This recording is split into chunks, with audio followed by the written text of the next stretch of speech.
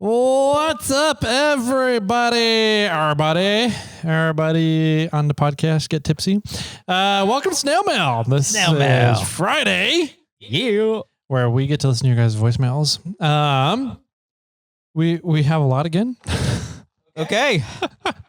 Either people are calling in to say they liked having more than one an episode, or they don't. We'll find out in 2 weeks. Yeah, that's right. We do have a text message. Oh, should I look at that first and see if it goes with a voicemail somewhere? Yeah, might as well. Oh, Zach from Oklahoma sent us a picture. He sent me a photo saying this goes with my voicemail. Is that what that one says? It just says challenge accepted. Here's a sneak peek, and it's a drawing. Oh, okay. I don't get the reference, but I think we challenged him to draw some. I forgot what it was, but we challenged him to draw something. Okay. At one point. All right.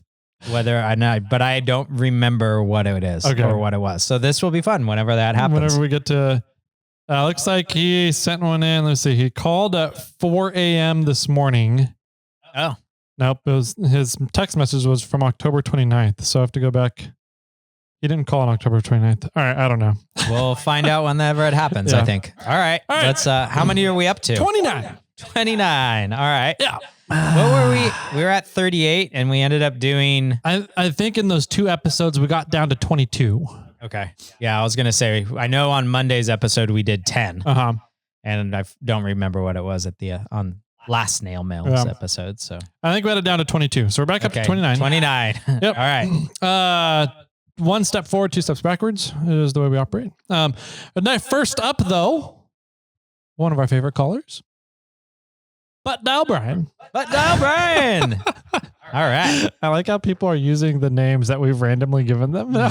I can't wait for Backdoor Clint to call back in. All right, here we go. I almost called it Butt Door. Butt Door Brian. There you go. There's a new nickname for Butt Dial Brian. All right, Butt Dial Brian. Here we go. What's up, guys? It's Bud Dial Brian here, driving home in Bay Area traffic.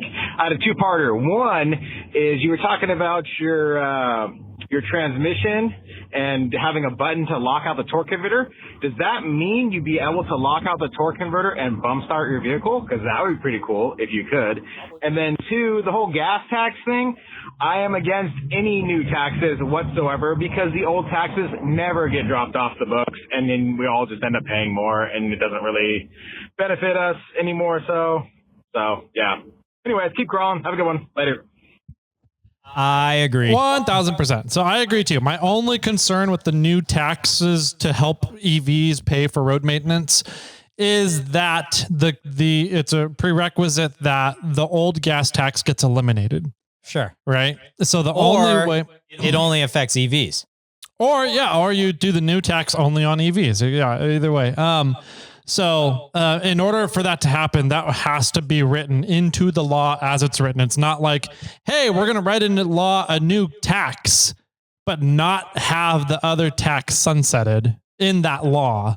And then you approach it like, we're just writing it in just to get it going. We'll go back and fix it later because it will not get fixed. Nope.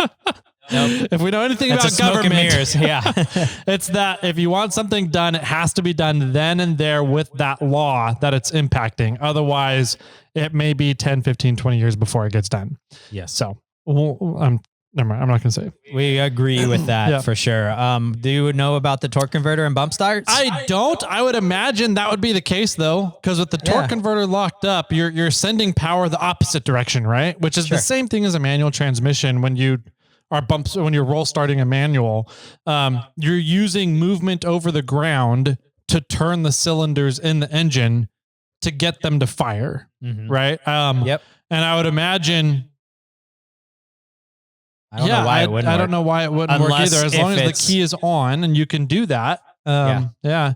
As long as the pressure is there, I would assume it should work. If the car is off and it lets the pressure release, maybe that wouldn't function the same, or work that way. So I don't know. Yeah, I would imagine it should operate the same because the only thing that your starter is doing, I guess, is turning the engine, right? It's turning the crankshaft with all the electronics saying go.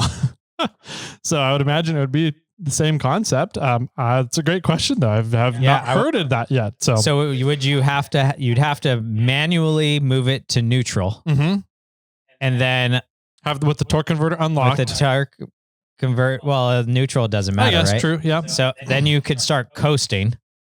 And then you would have to drop it down to first. Yep. I don't know if it would clear the gears fast enough, or I just don't know if it'll let you shift that. Yeah. Like, cause if the car's off, you can't, if you press the button down, you can go to any gear. Yeah. I don't. Well, once you get it, we'll have to test this. We'll figure it out for you, butt dial, Brian. Yep. And there was a link to it from Cruiser Brothers in one of the previous 2 episodes. I'm kind of delusional on which one it was in. Yeah. Because there was a lot of voicemails. Yeah. There was a link down to Cruiser Brothers. And then the company that makes the transmission and valve bodies is called Wholesale Automatics. I think it's Wholesale Transmissions. Okay. In Australia. So they export out of Australia, and Cruiser Brothers is the importer for the United States and the retailer. So okay. Let's see. Next one up is Richard from Atlanta. Okay, Richard. Here we go. Jimmy, Tyler, what's up? It's Richard down here from Atlanta again. Now that I'm through my intro, I guess my last voicemail I seemed a little bit aggravated about vehicle sizes and Tyler not thinking that all Toyotas that are drivers look the same, no different than a lot of Jeeps, right? But kind of a change of subject. I have no idea why, but my YouTube feed popped up a guy's channel. I'm sure you guys know him. A guy like Tacoma Beast or something like that. He's got like a light blue or like a sea foam green bluish, at least a Toyota truck body. Everything was solid axle swaps. That was on this video. It was them doing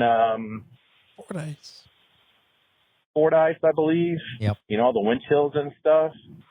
It was a gnarly video. That particular dude kept flipping his damn truck.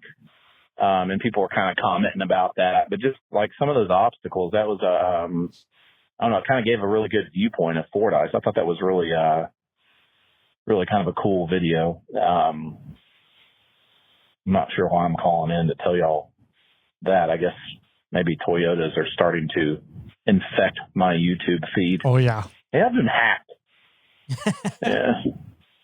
Anyway, I had some other thoughts, but for some reason I can't really think of them right now. Oh, yeah, Shannon Campbell.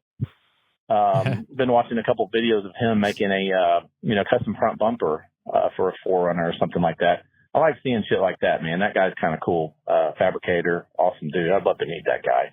I know he races and everything, and you guys already know about him and all. But anyway, that's just my chitter chatter. Just driving through town. Figured I'd give y'all a holler and leave y'all another voicemail. Keep crawling.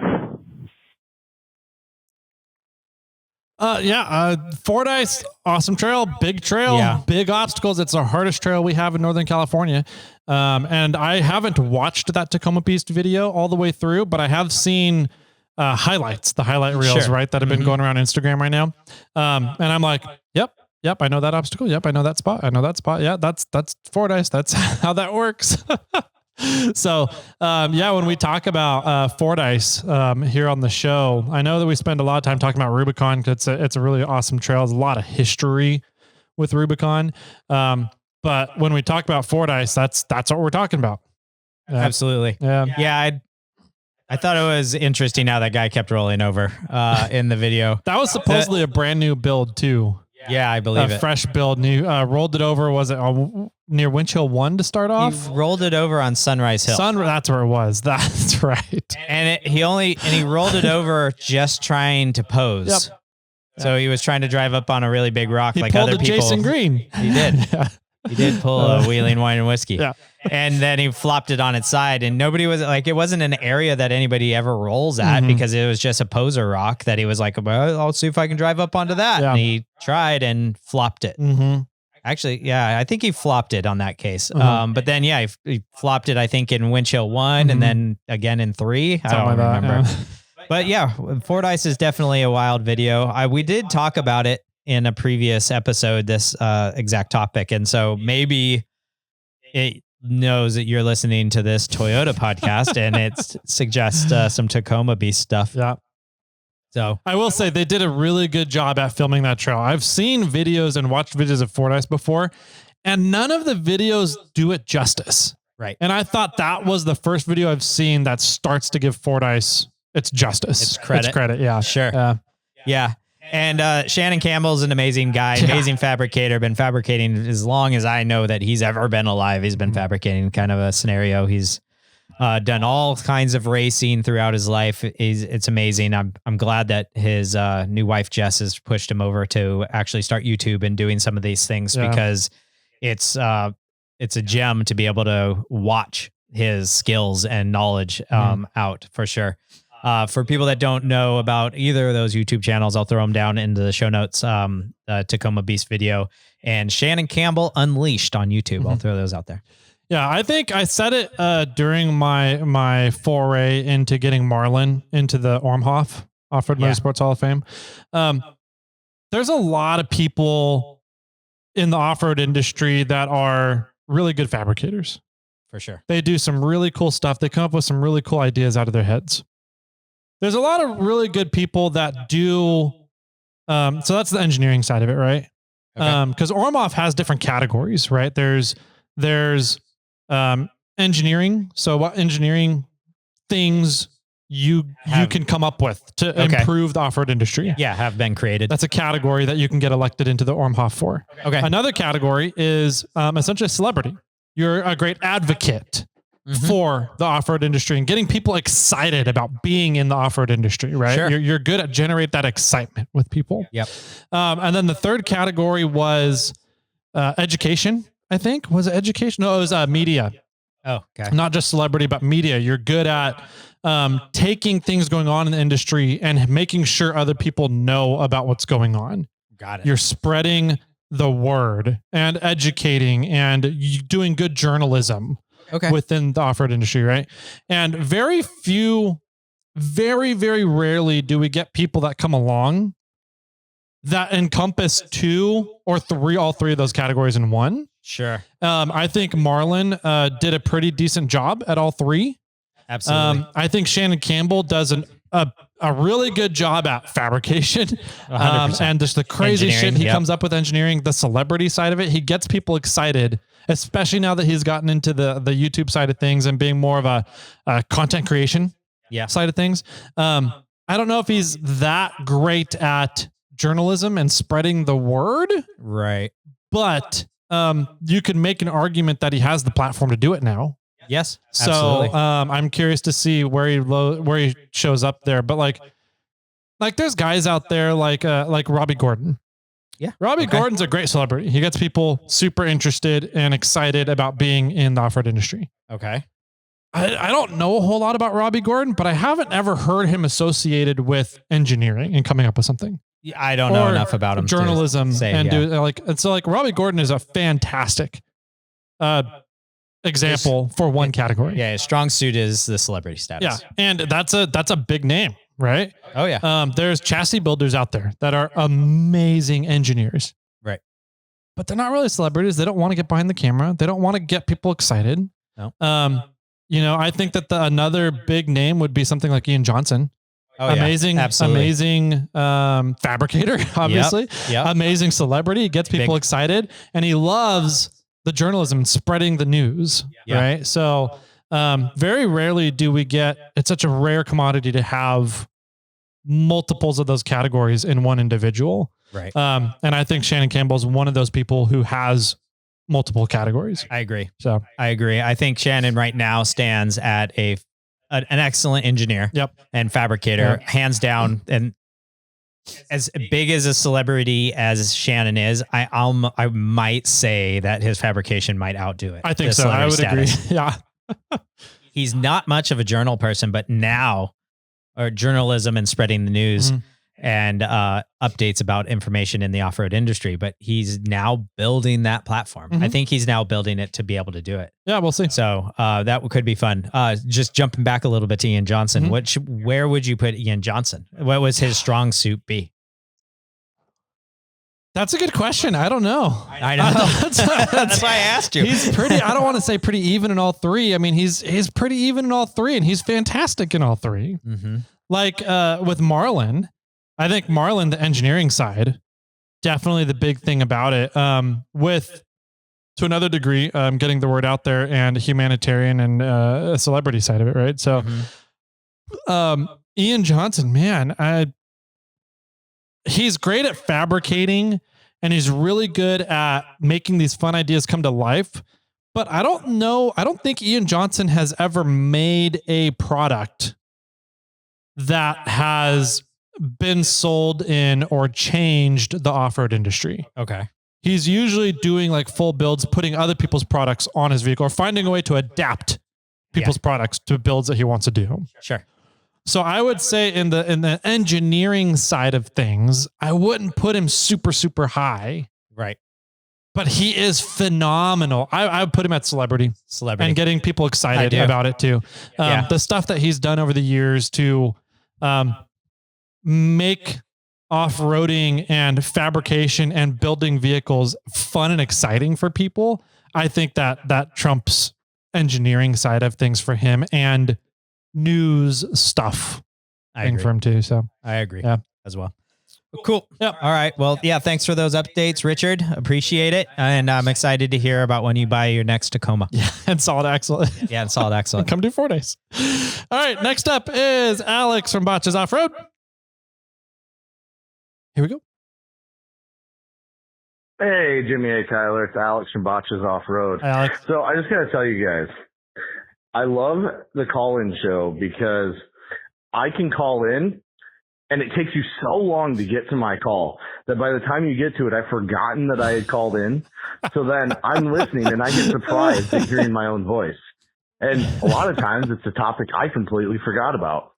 So that's pretty cool. But yeah, that was it. I just hadn't gotten my free advertising yet. So I had to make sure I got a call in there for that.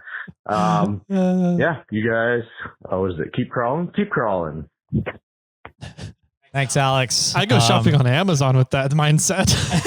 Right. We got another Amazon package showed up today. I don't know. Remember what I ordered? I don't know. I completely forgot. Too much. All right. Speaking of that, I have to order some stuff off of Amazon here soon. Yeah. But yeah, no, you're welcome. And we're glad we can be here to support your advertising, free advertising platforms there too. Yep. Next up, Richard from Atlanta again. All right. Let's see, October 16th to October 17th. 24. He waited 24 hours to call back. Sure. Here we go. Okay. Tyler, Jimmy, Richard from Atlanta. He remembered what he was going to call about. I just finished listening to the latest SnailMail Axle Talk episode. Just to add a few more details. I am not into any high-speed nothing other than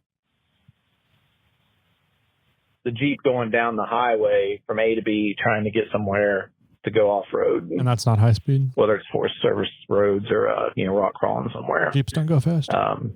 As much as the East Coast out here will allow. So with that said, I appreciate the information on the shock travel stuff and relocating. I think that's something I'm definitely going to get into. And then warning, this could be explicit. Is it okay to be vulgar? I think so, to some degree on this. Yes. I've got something that really bothers me that I think a lot of people might be able to relate to. You know, this could start a whole other topic. What the fuck is up with people? And if anybody's calling in or listens to this, I guess I'll apologize up front. But what the fuck is up with people that decide to back into parking spots that are angled in a direction for you to pull into them? Like, they're being so ridiculously stupid without realizing that you just made it harder on yourself to get the fuck out of the parking spot without crashing in your passenger rear quarter into another car because your dumbass didn't want to take the time to pull straight in. Y'all see stuff like that out on the West Coast? Like that part of California? There's a ton of that shit down in here in Atlanta, and I can't stand it. I guess I don't know, I'm just calling in. Y'all are like my Psychologist. therapist or something. Anyway, y'all keep crawling. We are not therapists. We are not allowed to give out medication. So what are we then? We're psychologists. Okay. Do that. We're your vent. There you go. Yeah. We're the fly on the wall that you get to vent to for sure. Yeah. And we're happy to do so, Richard. Yeah. Use that call in just reminded the throwbacks of listening to Chris vent about Costco. Sure. Really out of whiskey. You remember when they used to do those rant episodes or rant Yes, those parts, were and they had amazing. the like Yeah, that whole intro music for it. yeah, all the intro music for their rant part. Yeah. That was funny. Yeah. For sure. No, technically, at least here in California, if you backed into one of those spots, you drove the wrong side on the road and you could get a ticket for it. Definitely on the road for sure. I was thinking of a parking lot. Yeah. Okay. And I was thinking about, in my truck or any truck, I'm like, to back into a spot in a parking lot that's designed for like a one-way traffic coming through to pull in. That's a hard ass maneuver to do. Like, I don't know how you're making that happen. I started thinking about how do you even do that? And I was like, well, all those, the parking spot that backs up into, is in line. So that one's angled. The one you're coming up in your aisle is angled one way, and then you go around and come down the other aisle and it's angled the other way. I'm 90% sure that the truck came in from the other aisle and pulled all the way through the parking spot. And then didn't have the forethought to think, now I have to make this sharp ass turn to get out of this angled spot. And they're probably just going to go against traffic and hit oncoming traffic would be my guess. Yeah. If it was a parking lot. Yeah, for sure. Yeah. I get that. And they went the wrong way down the lane in the parking spot. Yeah. And then they passed they drove past the spot and reversed into it. You could my thought was that they went down the other lane next to him and then pulled all the way through the two parking spots. Oh, that would be my thought. I do that every once in a while. Yeah, because I do it too. I did it just the other day at Harbor Freight. I realized as I pulled in, I got stopped there and I was like, I totally came in this door. I'm not going to be able to get out of here. But luckily it was a very low traffic parking lot. And I was able to pull out, go against traffic. Yeah. But I did it the other day and I was like, wait a minute. Yeah. You know what Richard's doing right now? Yelling at me. He's calling us fucking idiots for parking the wrong way in these spots. Right. Yeah. No, I didn't realize though that because there are spots definitely on roads that you can park that way. I didn't realize that that's against the law to do in California. Yeah. Okay. Yeah. If you're parked on the opposite side of the road facing the wrong way. That's true. Cause you have to come out into oncoming traffic. Yeah. Or you drove on the wrong side of the road for a split second, maybe the wrong way on the wrong side of the road. Yeah. To get to the spot that now you're pointed the wrong way on the road means you drove the wrong way on the road and you could get a ticket for that. Okay. That makes a lot of sense. I hadn't really thought of it before. I don't know if anybody's like, if the cop's going to write something like that, but I mean, by the letter of the law, that is illegal. Yeah. Nice. Richard, you need to make up these little like, business card size things, just calling people idiots or, whatever you want. Just put it on their windshields. Yep. You're an idiot. You can't get out of here. All right. Next up. It's better than somebody randomly parking in front of the grocery store, leaving their truck running as they ran in. With their dog in it. With their dog in the truck. In the middle of the road. Like it didn't even try and pull off to make way for traffic to come through. Just stopped in the middle of traffic, jumped out, left the rig running and ran into the store. And we never saw him get out or anything. We were walking up and there's this Jeep just sitting there in the middle of traffic with two people behind it. Two cars behind it, waiting. Thinking there might be somebody in the Jeep maybe, and if they're waiting for it to move or something, and Jimmy and I are looking, I'm like, there's nobody in that Jeep. What the hell is going like? And we kind of stood there for a second looking around thinking we were missing something and there's nobody around. There's a dog in it. And we're like, what is going, why, what? And it's finally Jimmy's like, I'm just going to move it. He moved it out 30, 40 feet into the parking spot right down directly in front of it. Yeah. That was open at that time. Probably wasn't open when random person parked in the middle of the road. So as Jimmy's parking it, opening the door and stepping out, this guy comes out of the store looking for his Jeep. And he's like, what the fuck? And just starts yelling at everybody. And Jimmy's like, you were blocking traffic. I just moved it. And the dude's getting like belligerent. And Jimmy's like, okay, whatever. And just kind of walked away. And I'm like, no, hold on a second. This guy's being a fucking idiot. I'm just like, I was like, dude, all you have to do is just go in the parking spot 30 feet away. You don't need to block traffic for everybody. What are you doing? I was over it. He was so ready to deck me, and luckily one of the store employees stepped over and got into his face and scared him away. I was just like, I'm done. Yeah. I did my thing. Jimmy's like, cleared traffic, let people get back to normal life. Yeah. Jimmy's like, I just want my Gatorade. Can we go in the store and get my drink? Gatorade. Yeah. I should have parked it on the all the way to like farthest end of the opposite corner of the parking lot and had him try to find it. Yeah. If we had known that was the personality that was going to be coming out, then I would have been like, yeah, totally. But we should have by somebody leaving their car right at the front. True. Yeah. Anyways, so at least you don't have to deal with that, Richard. Yeah. I'm sure people in Atlanta are a little bit better. I would hope so. It is the Southern hospitality, right? Right. Mm-hmm. All right. Next up is Beer Craig. All right, Beer Craig. Here we go. Hey, Beer Craig. Sorry, probably gonna start calling less. I feel like I've been calling all the time, and I'm not saying anything other than having funny exits because of I had too much Tylenol, and I'm circumcised. So sorry, RFK, fucked up. But I was listening to the last. What day is it? The 17th SnailMail, and talking about stuff and things and Toyota axles. So I use High Sierra. You're talking about like what you need for High Sierra. So let's talk about the high Oklahomas, the northeast Oklahomas. Everyone makes fun of my tiny Tacoma on 30 knot bigs, whatever you say, the smaller version of what you think.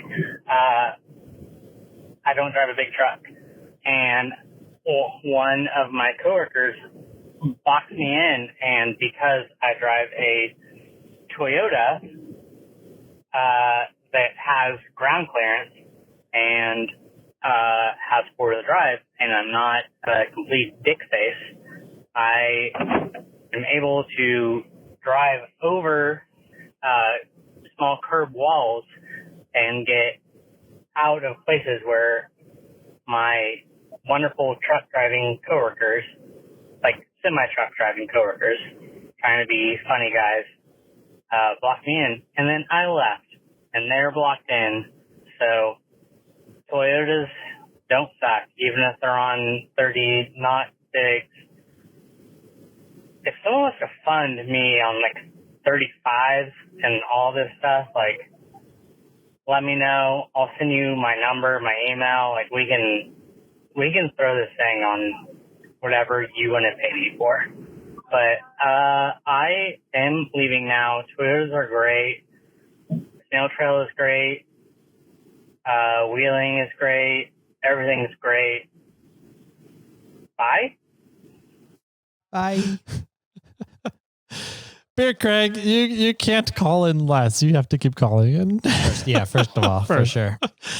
And I love how he goes, he won't actually tell us the size of his tires. Yeah. 30 smalls are not bigs. And they're the 30s one size below the one you're thinking of. Yeah. I was thinking of 30s, like flat. So I don't know what the 30 is below that. Yeah. Because that's pretty much stock. Yeah. So maybe you've got 31. So that you're still at 30s. I don't know. Maybe. Okay. But no, that is part of the joy of having a 4x4 or higher elevated vehicle is you can get yourself out of trouble. Yep. And make fun of other people at the same time. Good job, Beer Craig. Proud of you. Yep. Let's see. Next up, Captain Morgan. All right. Yeah, from Indiana. Indiana, Captain Morgan. Yeah, here we go. Hey, Tyler and Jimmy, Captain Morgan from Indiana here. Long-time listener, first-time caller. Hey, just catching up on some episodes and just finished, is it 646? Trail planning, trip planning. Hey, I think you guys missed kind of an obvious one, especially for first-time trail, first-time area, is YouTube. I've used YouTube for a lot of trips where I'm going somewhere I'm not real familiar with. There's usually a lot of good content, give you ideas on what kind of terrain and stuff you're getting into. So just thought I'd throw that one out there. Like I said, first time calling, enjoy listening to you guys, enjoy your content, keep crawling.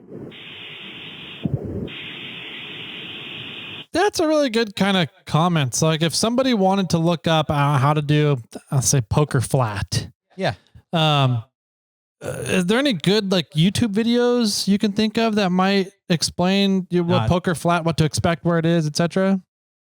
Explaining where it is, or like video of the trail run?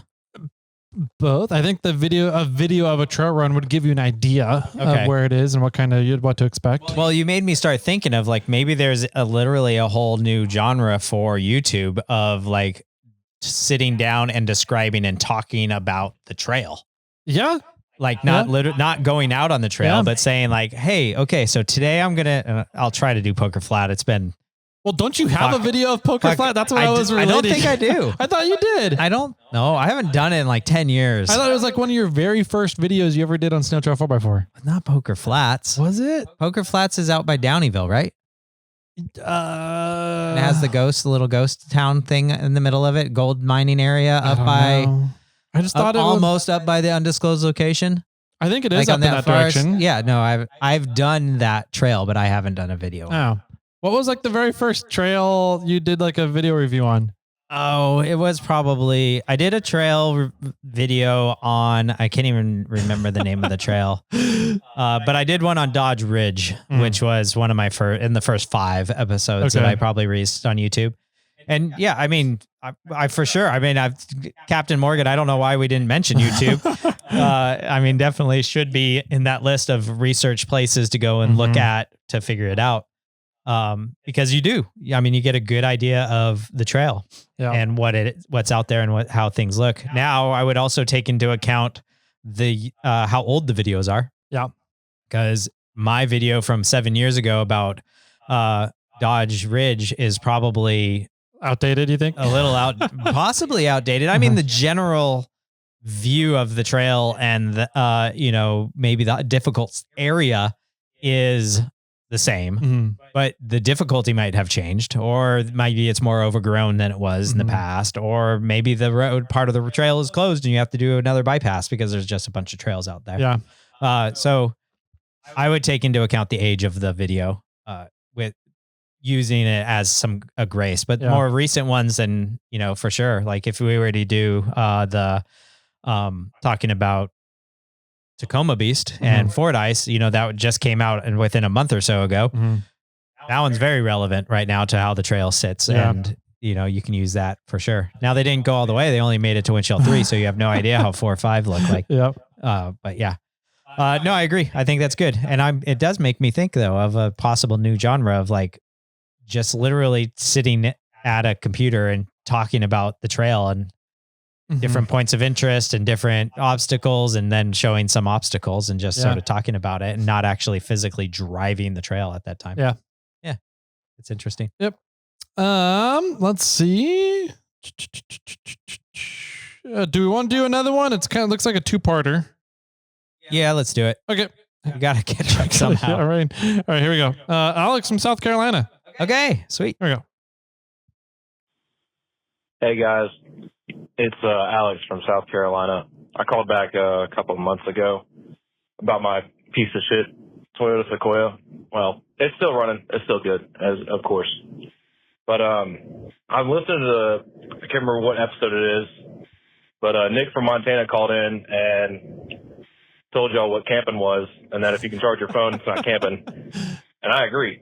So there's 3 categories, right? There's car camping, which is glamping. If you have a car and you're camping, it's not camping, it's glamping. just you have a mode of exit or escape or warmth, and it's artificial, then I think that's glamping.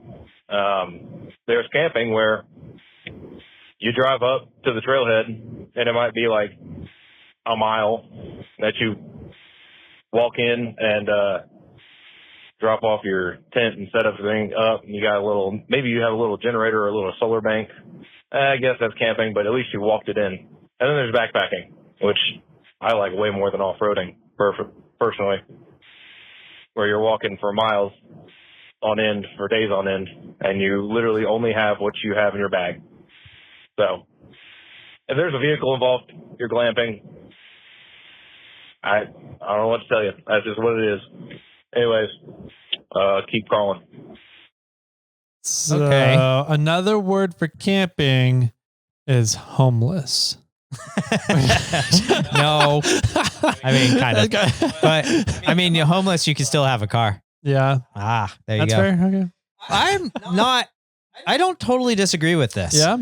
I don't. I think that that does make some sense. It does, but But if you're backpacking, you could take a little solar bank with you.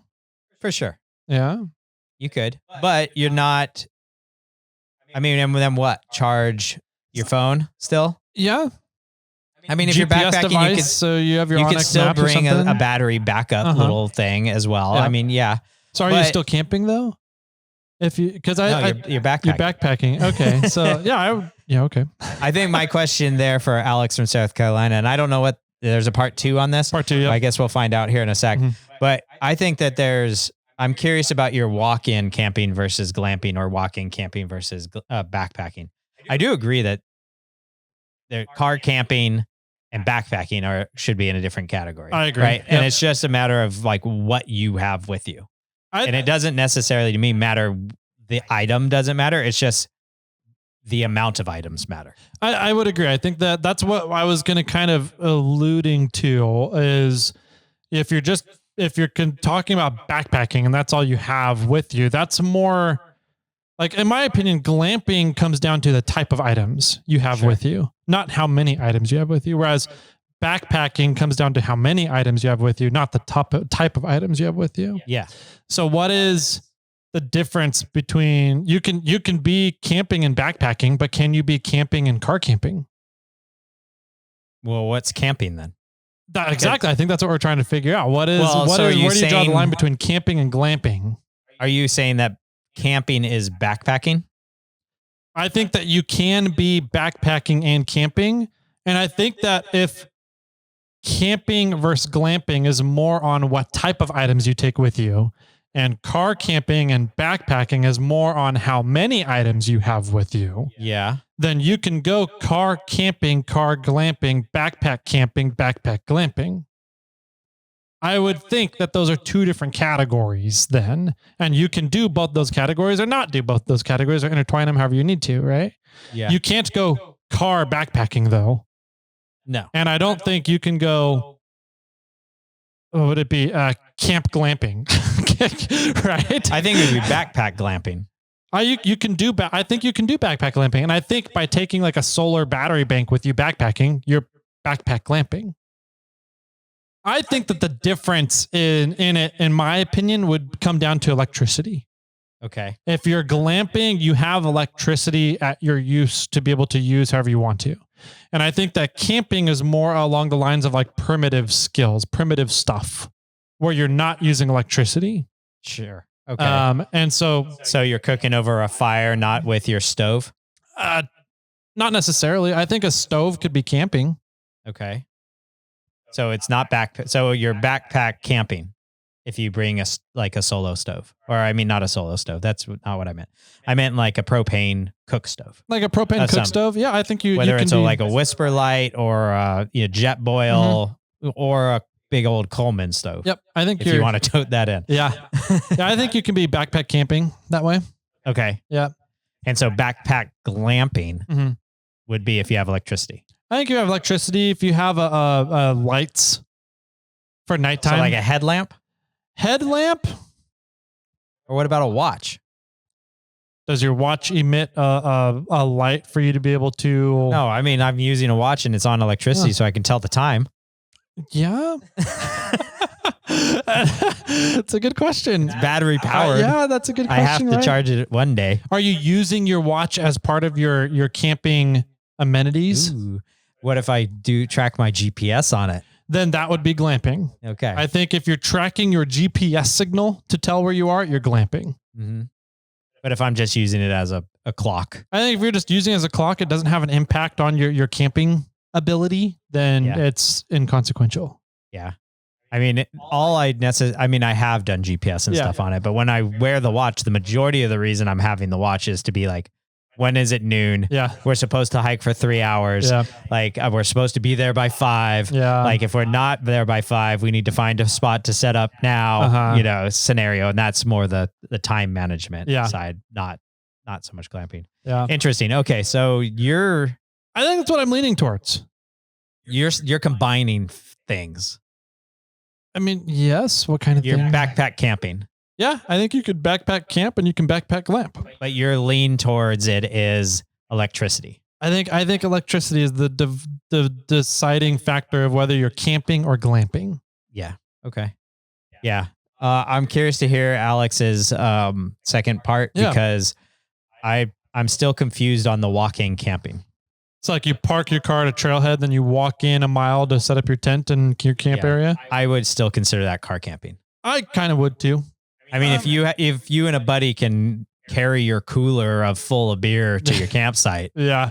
I mean, and you're within, a mile of, in case of an emergency, you can get back to the car real quick. Yeah. I still consider that car camping. Yeah. If it gets too cold, you can retreat back to the car for warmth kind of thing. Yeah. Yeah. I don't know how far out you would consider backpacking, and car camping. Because if I drove to the trailhead and then I went on a hike or a backpacking trip, granted, like I could get a few miles away, but I'm still probably within, in a case of an emergency, within the car. Yeah. So I don't know where you draw that. Yeah. What is the line? Maybe Nick from Montana knows where that line actually is drawn between being able to feasibly escape to your vehicle as an exit plan versus not being able to escape to the vehicle as a feasible exit plan for stuff. Well, I think search and rescue scenarios. Depends on the emergency.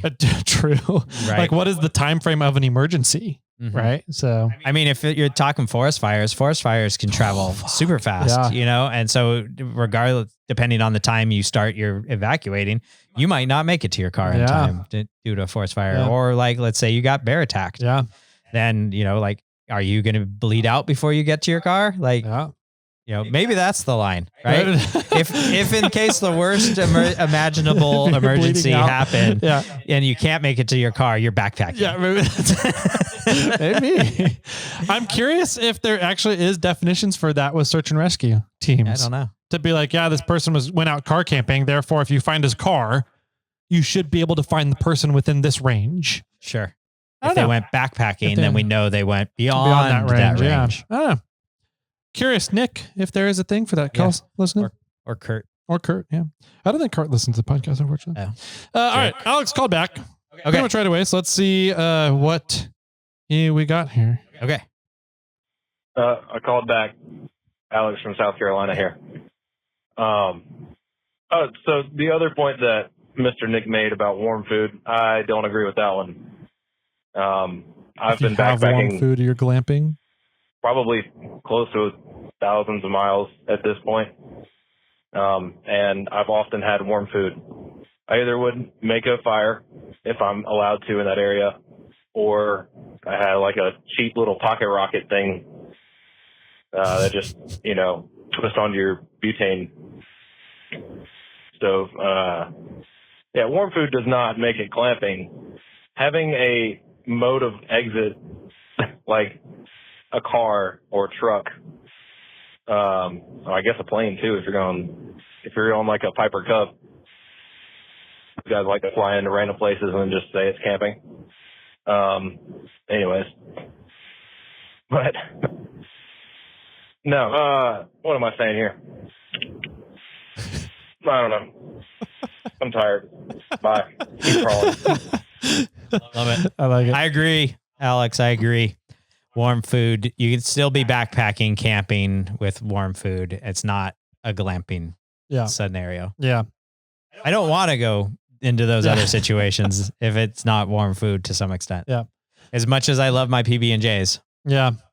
I do agree. A simple pocket rocket is all you need. You guys and I have very different definitions of what a pocket rocket is. Just FYI. Do you know what we're referencing? No, I have no clue. Okay.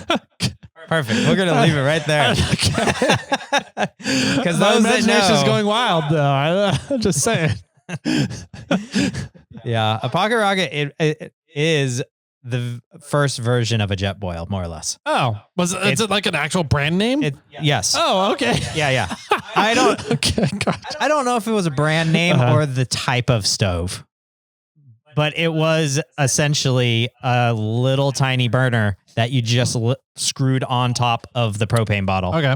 And it sat there with like tiny prongs that popped out so you could put your pot or cup or whatever right onto it. Okay. Which the jet boil then expanded onto the radiator looking thing that's underneath to help disperse the heat a little better instead of focus it on one spot. Yeah. So the pocket rocket stoves were the first. It wasn't by jet boil, but it was the precursor to a jet boil. Nice. Yeah. Okay. That makes sense. I've done some miles too, Alex. I don't know if and they're super light, which was really nice because it's just this little thing. It's just a valve at that point. It's just a little pocket rocket. It's okay. Do you have a little pocket rocket, Jimmy? I don't. I have a whisper light. Okay. Gotcha. Anyways, I don't know if the difference between glamping and camping is your mode of transportation to your camp, your area, your spot you're staying at. Well, he was saying exit. Your exit. I mean, that's your mode of it's your mode of transportation to and from, I guess. But like, if you go in on a horse, are you camping or glamping? If you have a quick exit strategy via a horse, like, are you glamping? Yeah, I don't know. If you go in on a dual sport motorcycle and don't really have a backup shelter and place to be warm inside of a vehicle, but you have a quick exit, is that glamping? I don't know. See, I don't think the mode of transportation is it. I think it's an interesting take, though. Yeah, I think it's. I really do. After we've been beating this, it's the new trail ratings. This new trail ratings. I do think that it's just the amount of stuff you bring. Really? Kind of for glamping. Okay. Right. Me. I would argue that going wheeling, off-roading, I'm still glamping to some extent. Okay. Because I'm bringing not necessary equipment. Like I'm bringing a fridge. Mm-hmm. And I'm bringing a electric heated blanket. Mm-hmm. Those are not necessary items. No. I could have a sleeping bag and a tent and not a rooftop tent, just a tent, But then what if you get into technology driven sleeping bags that are above the necessity? Like, why not just have a wool blanket? And having a newer, negative 40-degree sleeping bag with pure synthetic down and all this loft technology built into it, and a mummy bag versus a square bag. Like, now are you glamping because you have it's above the bare necessity of a wool blanket? I don't know. So is it how much you spent on your sleeping bag? No, I think it's just you could get a really nice spendy wool blanket. Yeah, I think it's the above and beyond factor. Okay. Of it. Like, what do you really need? Like, what do I really just need? Or am I bringing extras? I really need a chainsaw when I go camping. Mm-hmm. So I need a chainsaw. Yeah. So I don't think a chainsaw is glamping then. No. See? Some might consider otherwise. Yeah. I don't think the mode of transportation, I think that the mode of transportation defines the difference between backpacking and camping. And car camping. Okay. Yeah. I think camping's a generic term. Okay. I think it's this hierarchy. Like, camping includes backpacking, car camping, glamping. Like, it's all of the above. Okay. I don't think there's a difference. I think it's the I don't know. What do you, the scientific name? There's the genus and the phylum, genus and the phylum, right? Yeah. It's there. If you're camping, you're camping. There's many different versions of camping. Okay. So in a Venn diagram, camping is one giant box. Yeah. And then you've got little circles 100% within each one. And one of them is car camping. One of them is glamping. One of them is trailer camping. One of them is backpacking. Right. One of them is bicycle, horsing, Cessna, airplane camping. All of those are camping. You're all camping. Okay. Whether you're glamping or backpacking. Yeah. And then how do you draw those lines? Okay. Right. And so it's like horse camping. Mhm. Like it's a version of camping. Yeah. Right. Yeah. Because and it's not backpacking Mhm. and it's not glamping. Yeah. I mean, and maybe it could be. Mhm. You might be able to I'm going horse camping and I'm riding my horse and I've got 5 other horses to carry my fridge. One of them's my carrying fridge and my electric and blanket. One's carrying the Toyota pickup. They're all pulling the Toyota pickup. Yeah. across the country. So is that whether that would be glamping then if you had The 5 Oregon other horses? Trail was glamping. It's a ballsy statement there, Jimmy. Nobody died. Oh, that's funny. Man, I don't know. That's we never really placed it as that before. As camping is just the larger category, and then you've just got. I'm going with. Okay. What is camping, I can see Tyler, that. for 500? Okay. Perfect. All right. That should do it for today then. We got back down to 21, which is 1 lower than we started with last week, or we got to last week. So perfect. Made progress. 10% progress or 5% progress. So sounds good to me. All right. We'll call it there. Happy Friday, everybody. Hopefully you guys enjoy the weekend. If you have more feedback to give us about camping, glamping, about people parking the wrong way in parking spots, whatever it is, give us a call. Leave it here for us. 916-345-4744 is that phone number. We go through them on Friday, and every once in a while we do an extra episode on voicemails. So anything else, Jimmy? I don't know. I kind of like this idea, what Zach's up to, not necessarily knowing or not knowing what he's up to with this drawing thing, but sending an image in with your topic might be kind of fun. Like if you have, especially once we get the TV up and running. It would have helped me with Pocket Rocket. I'll say that. Yeah, there you go. But if you have a specific thing that you're talking about in your voicemail, then immediately send us a text message right about that time, and then we can link the two. Yeah. And then we could put it up on the screen and talk about it as well. Yeah. That could be cool. Cool. Yeah. Maybe we'll do a big section about people's vehicles. Oh yeah. And the off-road vehicles they have or whatever they're driving. You can call in, describe your vehicle and send us a bunch of pictures and we'll have them up on the screen. And we'll rate it. Yeah. And we'll rate it. We'll tell you if you're, I have a Jeep. Oh, it's a 1. Next. Yep. All right. Anyways, that's enough for today. Enough shenanigans. Have a great weekend, everybody. We'll see you Monday. Bye-bye. The number you have called has been disconnected.